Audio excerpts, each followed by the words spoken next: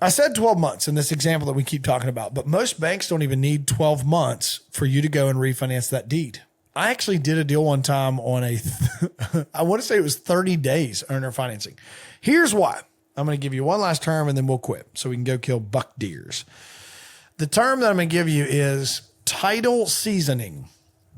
What conventional banks, and let's say Rural First or Farm Credit or whomever you go to that you're going to try and get a mortgage on a piece of land with, you want to ask them about title seasoning. And what it is their fluffy, cool word of saying, hey, we want you to be on the deed for a number of days, months, quarters, whatever.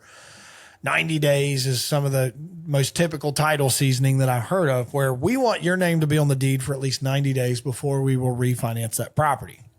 Well, again, if owner financing, if you only needed it for 90 days because the bank has 90 days in title seasoning, if you follow me here, then you can ask the seller for 90 days owner financing to get your name on the deed for 90 days.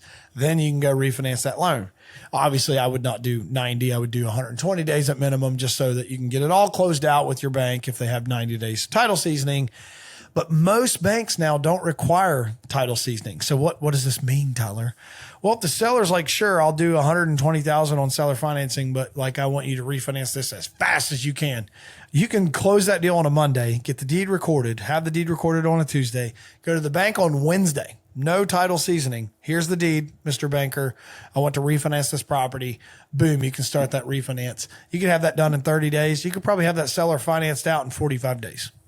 Now, am I recommending that up front? No, I told you about 12 months because I think that's a much simpler, cooler, more realistic runway for everybody